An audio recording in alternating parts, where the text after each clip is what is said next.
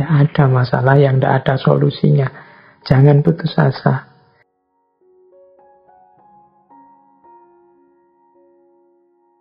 Ada prinsip yang lain yang dikembangkan oleh Genghis Khan dalam rangka membentuk kesuksesannya adalah pengendalian diri. Jadi kemampuan untuk mengendalikan diri sendiri. Ini paling populer dijelaskan dalam kebijaksanaan apa saja, tapi seringkali terlewatkan. Karena banyak orang merasa dirinya itu sudah kuat, dirinya itu sudah mampu, dirinya itu sudah terkontrol. Ya memang karena kita sekarang sedang sadar. Tapi ketika orang tidak mampu mengendalikan diri, ya dia tidak sadar. Sehingga kemudian nanti kalau sudah mengendalikan diri, dia baru sadar kalau dirinya ternyata masih juga bisa kehilangan kendali diri. Maka ini salah satu nasihat yang kalau bahasa filsafat itu jenisnya perennial. Harus terus-menerus kita ingatkan diri kita. Mengapa sih Pak kok saya itu susah khusyuk? Oh itu ada hubungannya dengan kemampuan mengendalikan diri. Wong kita inginnya itu loh kalau sholat khusyuk terus. Tapi kok ya prosentasenya tidak besar-besar.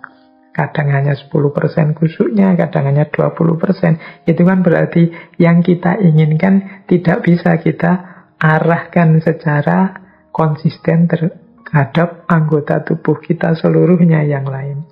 Itu ya hubungannya dengan pengendalian diri. Jadi ini salah satu nasihat yang universal. Sering saya bilang, kalau teman-teman yang sudah dewasa, khususnya yang ikut ngaji filsafat ini, pastinya wawasannya tentang mana yang baik, mana yang kurang baik, mana yang lebih utama, dan lain sebagainya, itu sudah sangat lengkap. Hanya saja kemampuannya mengendalikan diri yang belum jalan. Sehingga wawasan-wawasan tentang kebaikan, tentang kebenaran tadi tidak bisa sepenuhnya operatif dalam hidup.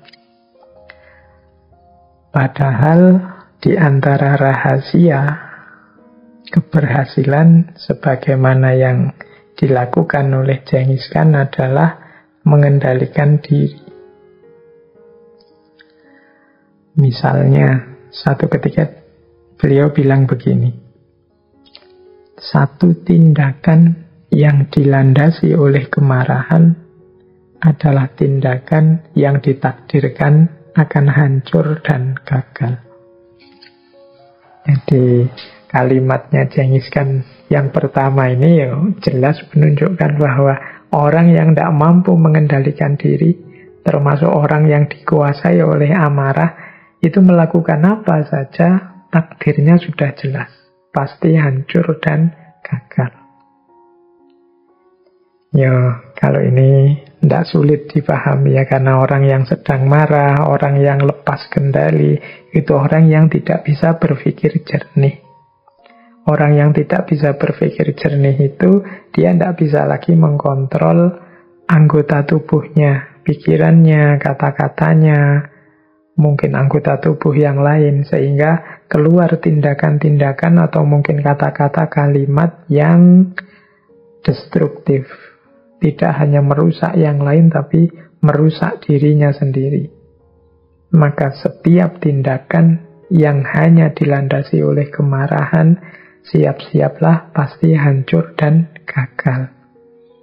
Kalau Genghis Khan hanya nuruti balas dendam saja, misalnya tadi habis istrinya diculik, habis dia sendiri diperbudak sampai tewas, langsung saja menyerang, tidak sabar nunggu kekuatannya lengkap, ya pasti sejak awal tidak akan ada cerita tentang Genghis Khan.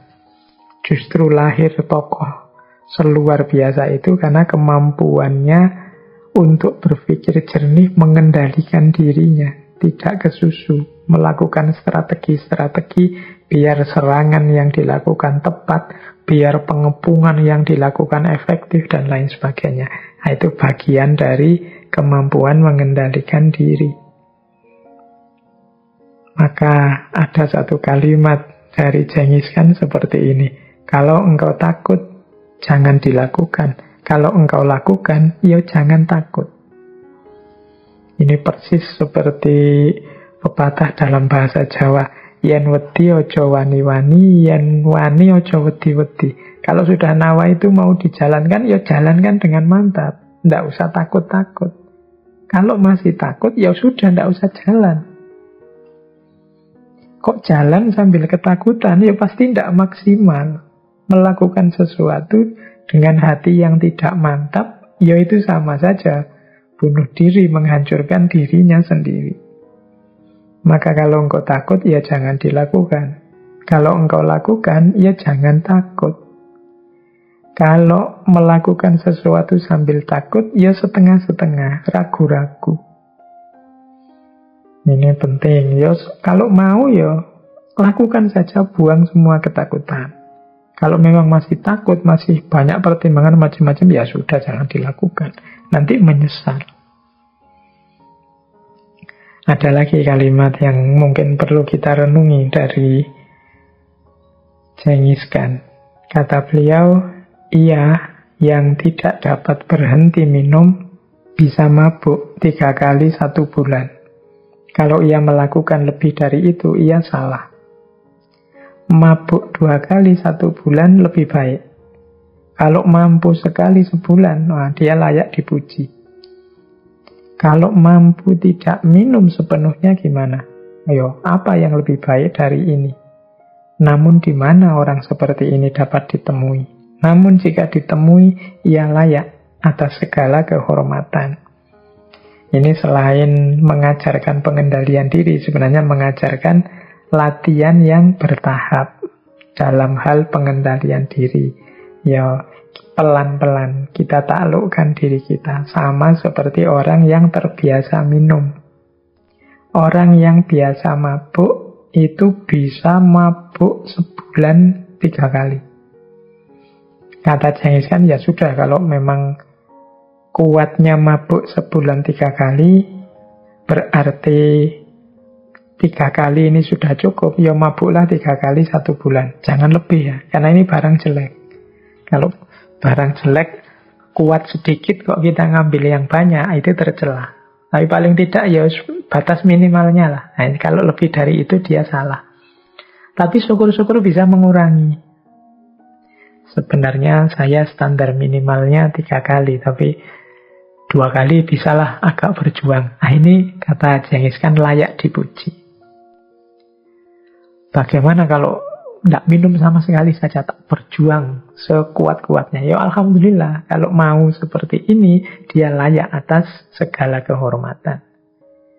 Jadi kita ini kan kadang-kadang punya kebiasaan-kebiasaan buruk yang itu sering kita lalaikan dan kita lupa bahwa kita harus berusaha untuk menghilangkan kebiasaan buruk itu. Jadi pertama-tama rumusnya jangan tabrak yang minimal ini. Kalau memang itu hal-hal yang buruk, ini kan beda kalau hal yang baik ya. Jadi kalau untuk keburukan, minimalnya sampean kuatnya berapa? Ambil yang itu, jangan lebih. Kalau lebih nanti tidak jadi pengendalian diri, tapi ya pemanjaan diri namanya. Nah, syukur-syukur bisa dikurangi. Serba pelan, sampai nanti ada di titik kita tidak terikat lagi. Jadi ini pelajaran yang menarik dari Genghis Khan untuk kita latihan mengendalikan diri. Jadi kalau ada kebiasaan-kebiasaan buruk, pertama-tama mari kita ambil minimalnya. Jangan lebih. Setelah itu kita kurangi pelan-pelan. Sampai di titik 0. Kalau sudah sampai di titik 0 itu alhamdulillah berarti perjuangannya sukses. Sukseslah kita mengendalikan diri. Jadi itu prinsip-prinsip di antara keberhasilannya Genghis Khan. Baik. Nah, prinsip selanjutnya dari perjuangan seorang Genghis Khan adalah prinsip ketuntasan dalam perjuangan. Ada beberapa prinsip ketika orang sedang berjuang. Yang pertama, kata Genghis Khan, tidak ada nilai dalam sesuatu sampai ia tuntas terselesaikan. Nah, ini pesan dari Genghis Khan untuk kita. Ya, kalau kita berjuang, kalau kita ingin meraih sesuatu, berikan semua daya, semua upaya agar sesuatu itu benar-benar tuntas kita jalankan dan tuntas kita raih. Jangan sampai setengah-setengah atau kita nyimpen tenaga sedikit-sedikit atau kemampuan tidak usah dikerahkan sepenuhnya lah, santai saja, eman-eman. Apalagi kalau sampai tidak tuntas. Kalau tidak tuntas ya tidak ada nilainya. Tuntas tapi asal-asalan juga tidak ada nilainya. Mungkin kita menyesal kok dulu tidak mengerahkan segala tenaga, segala pikiran ya biar skripsinya jadi bagus.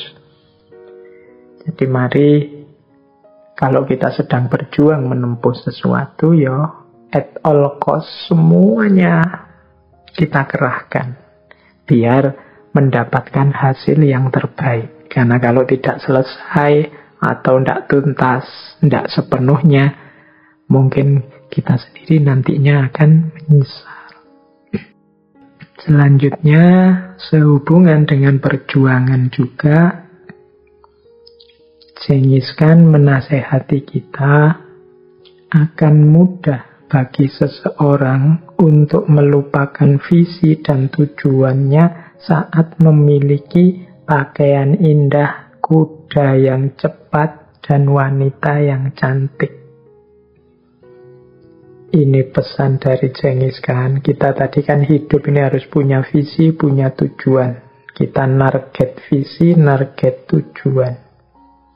Jangan mudah didistraksi, dipalingkan oleh kenikmatan-kenikmatan, keindahan-keindahan sesaat atau yang sifatnya tidak asasi. Ya di situ Genghis Khan mengambil ilustrasi pakaian yang indah, kuda yang cepat, wanita yang cantik. Maksudnya apa? Ini sering membuat kita terlena. Jadi hati-hati kalau kita sedang berjuang mewujudkan cita-cita, ada banyak hal yang sering membuat kita terlena sehingga lupa kepada visi misi hidup kita yang utama. Biasanya yang enak-enak, yang menyenangkan-menyenangkan.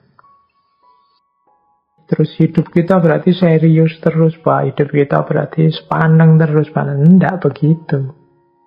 Tapi yang tadi, yang sampingan-sampingan, yang tidak esensial itu posisikan dia ya di posisi yang sampingan. Jangan jadi menu utama.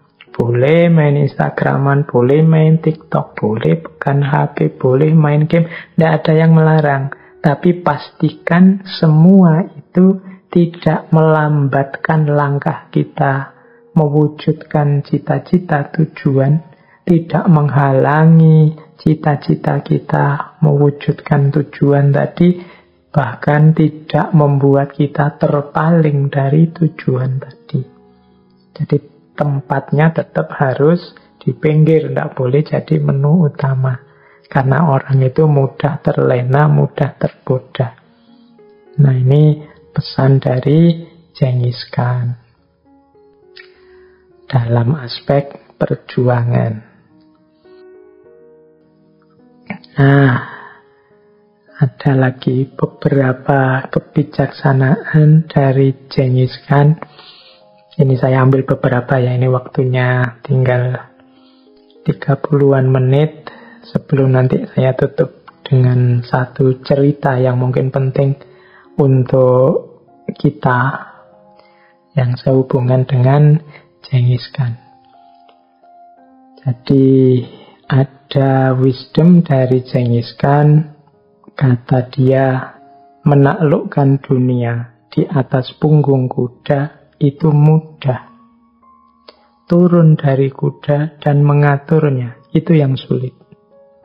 Kalau sekedar mengalahkan, menaklukkan, menundukkan Kalau versinya Genghis Khan apalagi bahkan sampai membantai, membumi, hanguskan, itu gampang. Yang sulit itu adalah mengaturnya. Kalau sudah menang terus mau apa? Kalau sudah sukses terus mau apa? Itu yang penting. Kalau satu negara, satu wilayah sudah ditaklukkan, ngaturnya kemudian seperti apa? Biar ndak isinya perang terus-menerus, konflik terus-menerus. Itu yang sulit. Jadi ini pesan dari Genghis Khan adalah, yuk kalau kita berjuang mencapai sesuatu, kita juga harus punya skenario, punya rancangan. Kalau sudah tercapai terus mau apa? Cara mengelolanya bagaimana? Cara menyikapinya seperti apa? Menaklukkan dunia di atas punggung kuda itu mudah, turun dan mengaturnya yang sulit. Ada lagi pesan yang menurut saya bijaksana dari Genghis Khan. Dia bilang begini, sebagaimana Tuhan memberi jari jemari yang berbeda-beda di tangan, demikian pula Ia memberikan beragam jalan untuk manusia. Jadi kalau kita lihat jari tangan kita ini kan posturnya, bentuknya, modelnya beda-beda. Dan dalam hidup kan kita memfungsikan juga beda-beda, memaknai juga beda-beda. Allah memberikan kita 5 jari yang beda-beda dengan fungsi dan guna dan cara memainkan yang beda-beda. Demikian juga dalam hidup ini Allah selalu memberi banyak jalan untuk mengatasi berbagai problem kita.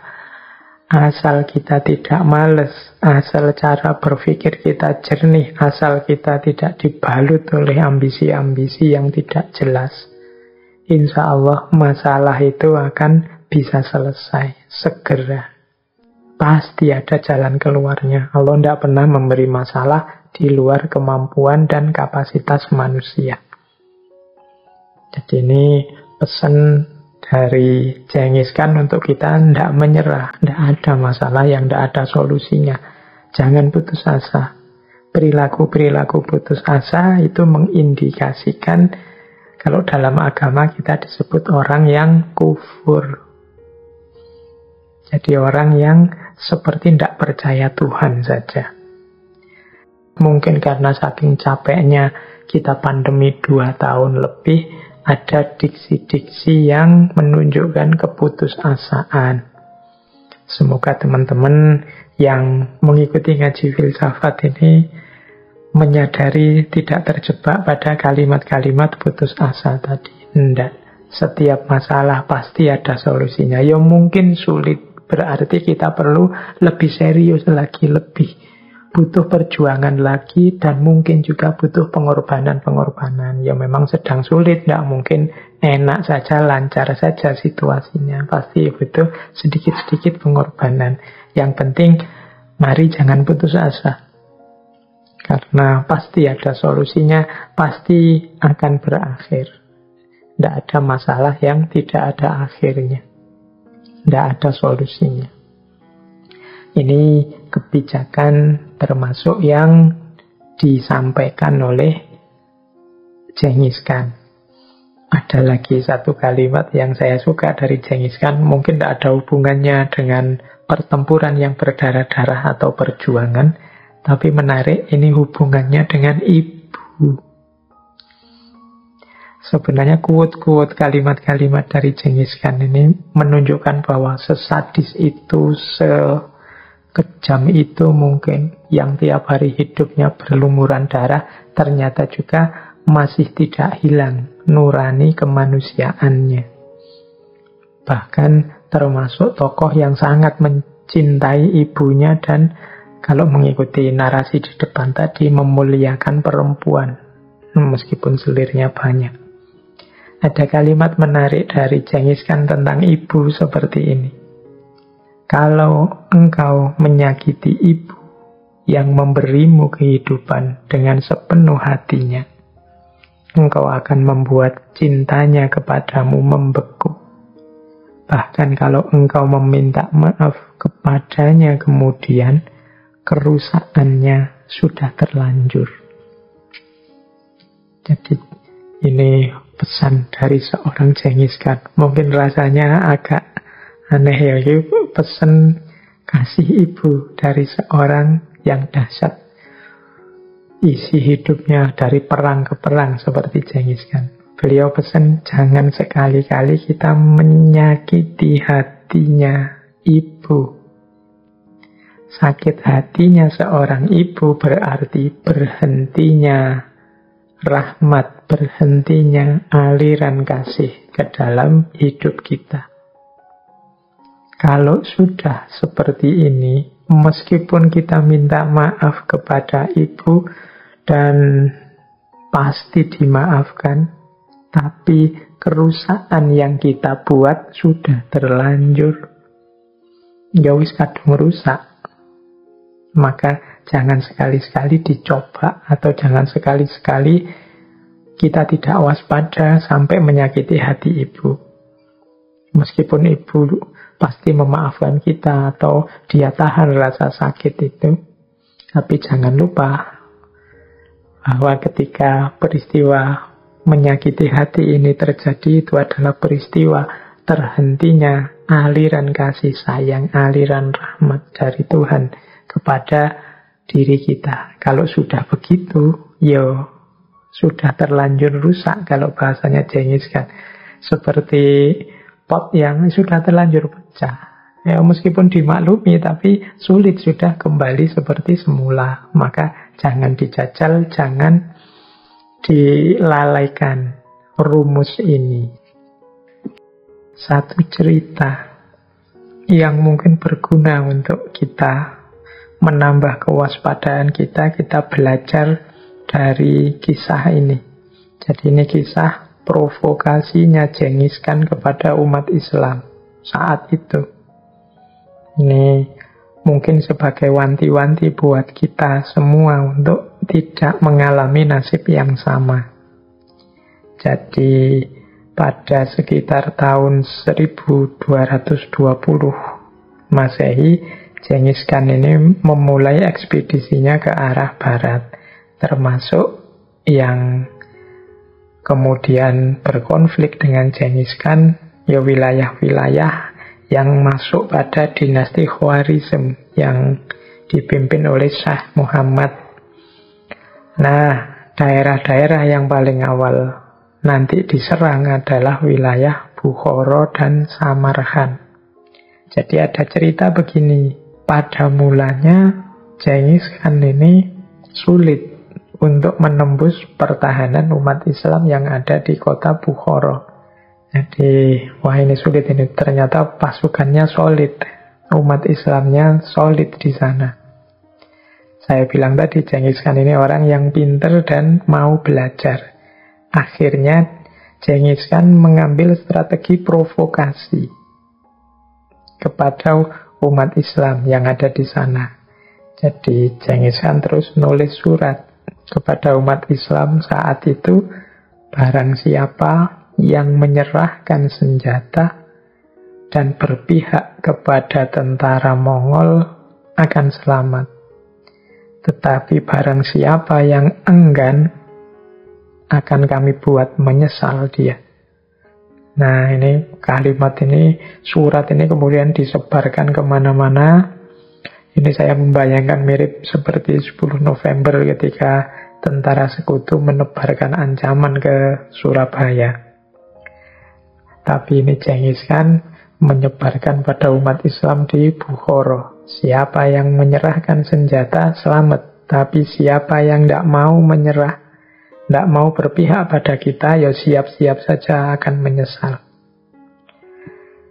Nah, dengan datangnya surat tersebut, ternyata sukses mengacaukan umat Islam. Umat kemudian terpecah menjadi dua. Yang pertama nolak keras tawaran Genghis Khan ini. Jadi mereka punya pikiran begini. Ini seandainya Genghis Khan dan kawan-kawan itu kuat dan bisa menaklukkan kita, Tidak mungkin lah mereka mendadak memberi penawaran-penawaran seperti ini. Mereka mestinya langsung nyerang, langsung nyerbu dan mengalahkan kita. Ini mungkin mereka juga ragu-ragu dengan kekuatannya. Ini berarti mereka ini masih punya, kita ini masih punya peluang untuk bisa mengalahkan Genghis Khan. Mari kita teruskan berjuang. Pasti kita akan memperoleh satu di antara dua kebaikan. Kalau tidak menang, yo syahid. Nah, ini kelompok pertama. Jadi yang tidak tergoda oleh provokasinya Genghis Khan. Tapi muncul banyak orang-orang yang punya pandangan sebaliknya. Mereka lebih suka menerima tawaran tersebut. Mereka terus bilang, gimana kita bisa menghadapi tentara Mongol? Perang melawan Mongol itu sama dengan bunuh diri massal. Kalian tidak belajar sejarah sih, nggak membaca peristiwa kemarin-kemarin, tidak mendengar berita kemarin-kemarin. Kalian juga tidak lihat betapa dahsyatnya mereka, kekuatan mereka, kelengkapan senjata mereka, dan lain sebagainya. Nah, ini dua kubu ini gegeran terus, konflik. Yang satu ingin menyerah saja pada Genghis Khan, yang satu ingin mempertahankan dan berjuang. Nah, Genghis Khan yang cerdik itu terus memantau perdebatan ini. Dan dia ingin mengambil keuntungan dari perdebatan-perdebatan ini. Perselisihan-perselisihan ini. Kemudian dia nulis surat yang kedua. Nah, untuk surat yang kedua ini khusus dikirimkan pada kelompok kedua. Yang tadi ragu-ragu. Ini kan tadi ada kelompok kedua yang apa yo kita bisa melawan Mongol. Kita ini negara apa? Lihat kekuatan mereka, lihat superpowernya mereka. Nah, dalam surat yang kedua ini Genghis Khan berjanji pada kelompok kedua ini kalau nanti Genghis Khan bisa menguasai Bukhara, maka kelompok kedua ini akan diberi jabatan ini, jabatan itu, posisi ini, posisi itu. Syaratnya kelompok kedua ini tolong bantu kita menumpas kelompok pertama. Yang tadi tidak mau dinego, yang inginnya tetap perang terus. Jadi ini surat kedua kepada kelompok yang kedua. Nah, tawaran kepada kelompok kedua ini membuat mereka tergoda. Jadi mereka merasa, wah ini sesuai dengan aspirasi kita dan juga nantinya akan menguntungkan kita. Kita ini akan diberi jabatan macam-macam kalau mereka menang. Padahal menurut perhitungan kita, ya pasti mereka menang. Tidak mungkin mereka kalah kalau dilihat dari pengalaman selama ini. Nah, ini mereka tidak sadar bahwa yang membuat umat Islam di situ lemah dan cenderung bisa kalah ya karena tidak kompak, karena mereka sendiri yang tidak mau berkomitmen. Akhirnya disambutlah permintaan dari Genghis Khan tadi. Mereka siap berjuang membantu Genghis Khan menaklukkan orang kubu lain yang tidak setuju dengan Genghis Khan dan ingin berjuang sampai akhir. Akhirnya mereka memerangi saudaranya sendiri. Terjadilah saling bunuh sesama muslim. Dan ya karena didukung oleh Genghis Khan, kubu yang pertama yang teguh berjihad mempertahankan tanah airnya akhirnya habis, tertumpas di tangan saudara-saudaranya sendiri. Nah, setelah itu ya santai saja Genghis Khan bisa masuk ke Bukhara, padahal semula dia kesulitan menaklukkan Bukhara. Sekarang dibantu orang dalam. Nah, tapi pada gilirannya setelah Genghis Khan menguasai Bukhara, pihak-pihak kedua yang tadi membantu tidak diberi hadiah yang dijanjikan. Bahkan mereka ditangkap, senjatanya dirampas, dan dihukum mati.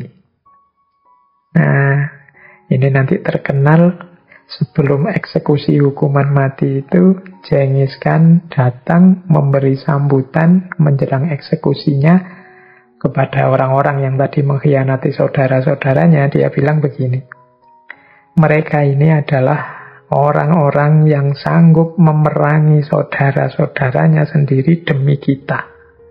Padahal kita itu orang asing bagi mereka. Orang semacam ini mustahil kita beri kepercayaan. Ya, berarti kan kalau orang semacam ini kita beri kepercayaan, jangan-jangan kita sendiri nanti jadi korbannya. Jadi sebelum terlanjur ya kita eksekusi saja. Jadi akhirnya semuanya dieksekusi dan menanglah Genghis Khan.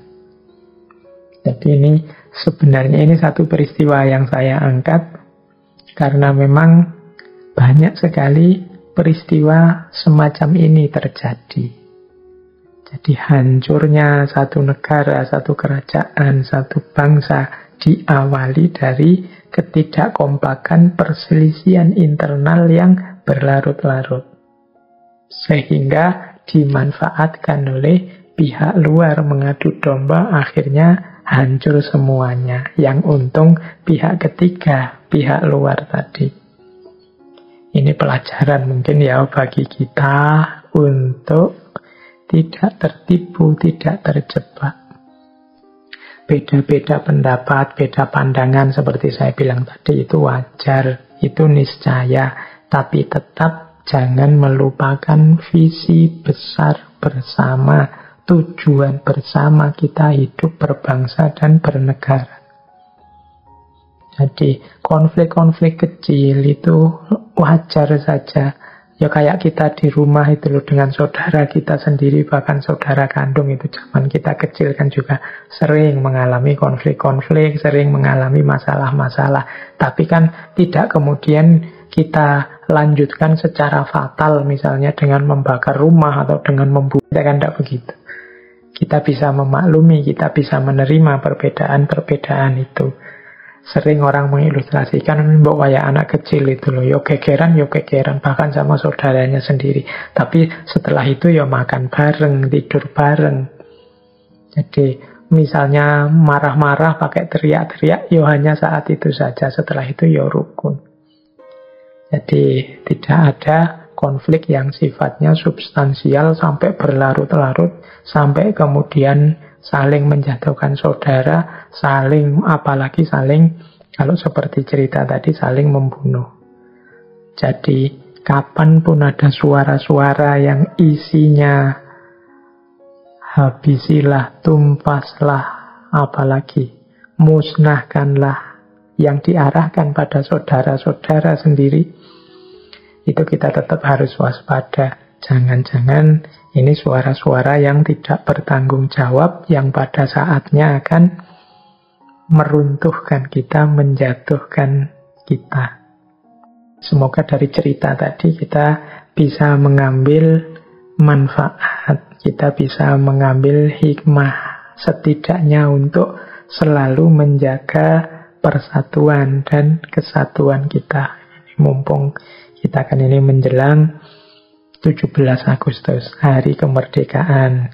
Ya sangat wajar lah, seperti saya bilang tadi, kalau Indonesia yang sangat beragam ini isinya ya macam-macam aspirasi, macam-macam gagasan, macam-macam pandangan yang saling berkompetisi untuk jadi yang terbaik.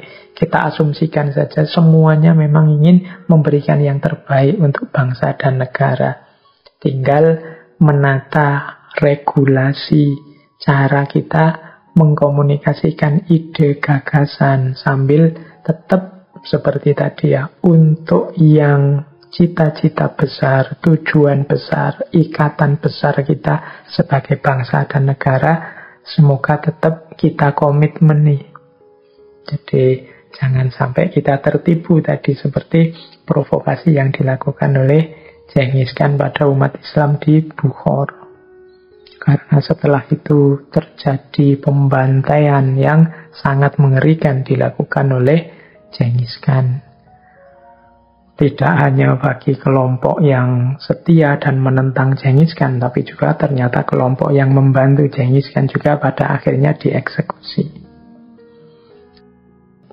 Ini ada satu lagi pidatonya Genghis Khan yang terkenal sekali setelah dia menaklukkan Bukhara dan Samarkand. Jadi ini pidato di depan umat Islam. Mungkin ini ketika umat Islam merasa shock saat itu. Kita ini kan menjalankan tuntunannya Allah, tuntunan agama. Mengapa kita kalah? Mengapa Tuhan tidak datang melindungi kita? Nah, setelah menang itu Genghis Khan pidato begini di depan umat Islam di Bukhara.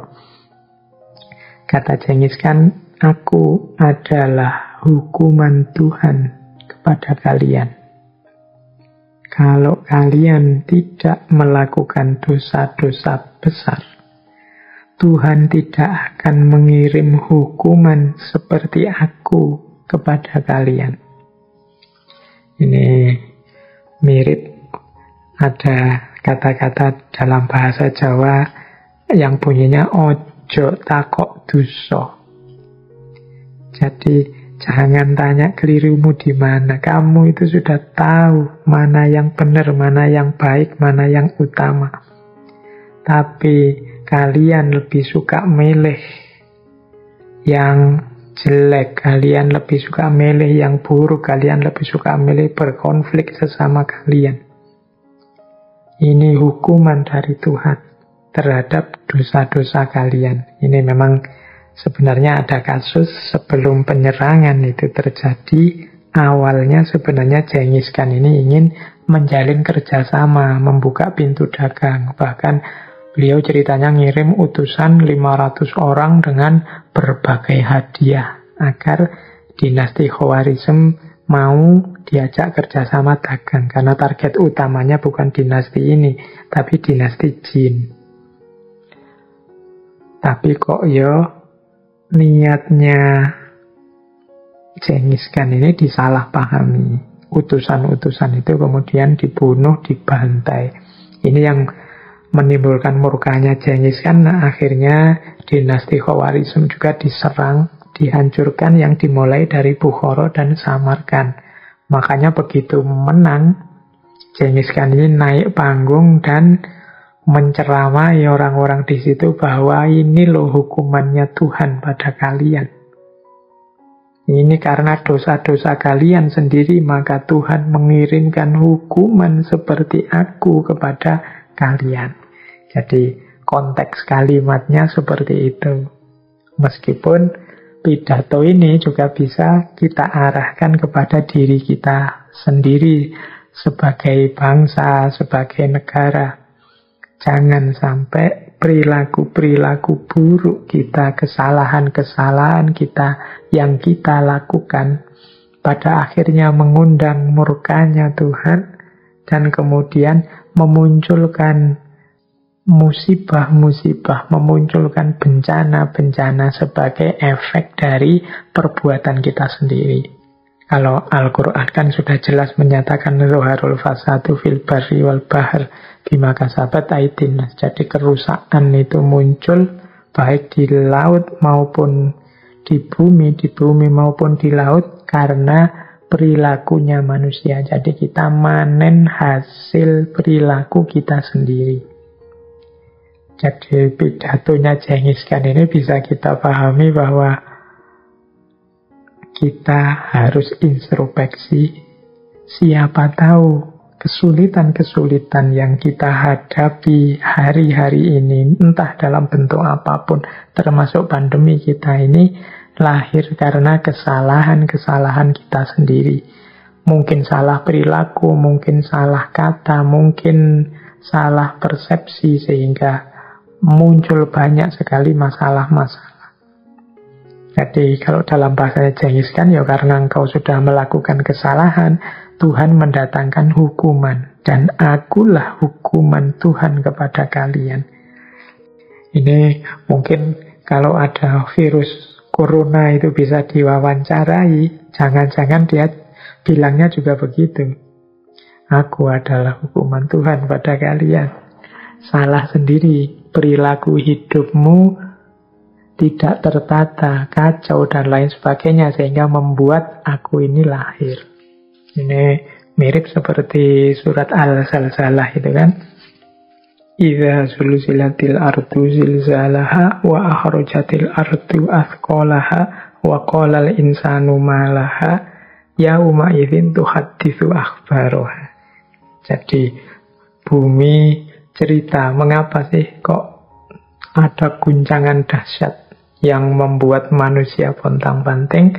Terus buminya bilang, bi anna rabbaka auhalaha, Allah yang memerintahkan aku, Allah yang memberi wahyu padaku untuk melakukan ini. Jadi ini perintahnya Tuhan. Nah, itu buminya yang bilang. Mungkin mirip seperti Genghis Khan yang bilang, ini aku hukuman Tuhan loh bagi kalian. Nah, makanya tadi saya ilustrasikan, jangan-jangan virus corona itu juga kalau diwawancara juga begitu. Jadi ini efek akibat dari perbuatan kalian, sehingga varian seperti aku ini muncul. Baik, ya semoga ada pelajaran yang kita ambil dari pidatonya Genghis Khan ini. Masih ada pesan terakhir dari Genghis Khan. Jadi sebelum beliau meninggal, ada pesan terakhir kepada putra-putra dan keturunan beliau. Kata Genghis Khan begini, aku sudah menaklukkan untukmu satu kekaisaran yang besar. Namun hidupku terlalu pendek untuk menaklukkan seluruh dunia. Itulah yang kutinggalkan untukmu. Jadi ini pesan ini dalam, yang artinya adalah mungkin yang aku tinggalkan ini sudah sangat besar, tapi ternyata hidupku terlalu pendek. Misinya memang menaklukkan seluruh dunia, tapi apa daya, umur terbatas, usiaku terlalu pendek. Ini sebenarnya mengajarkan pada kita, sebesar apapun ambisi, sebesar apapun cita-cita, keinginan, kita tetap harus sadar bahwa kita itu manusia yang penuh dengan keterbatasan-keterbatasan, banyak kekurangan. Jadi tidak ada sekuat apapun manusia yang bisa mengatasi problem jatah umurnya, problem ketuaan, problem bisa sakit, dan lain sebagainya. Ini penderitaan-penderitaan natural yang dimiliki oleh seorang manusia. Maka tidak pantas sebenarnya manusia itu sebesar apapun menyombongkan dirinya. Bahkan kata Genghis Khan, hanya itulah yang kutinggalkan untukmu. Meskipun hitungannya juga sudah besar, tapi tetap masih tidak sesuai dengan cita-cita sebelumnya, menyatukan seluruh dunia. Sama seperti minggu lalu kita membahas Alexander the Great, sedahsyat apapun dia, ternyata juga tidak sempat menyatukan seluruh dunia. Seperti yang dipesankan oleh Diogenes, tidak pernah ada dalam sejarah orang yang bisa menyatukan seluruh dunia.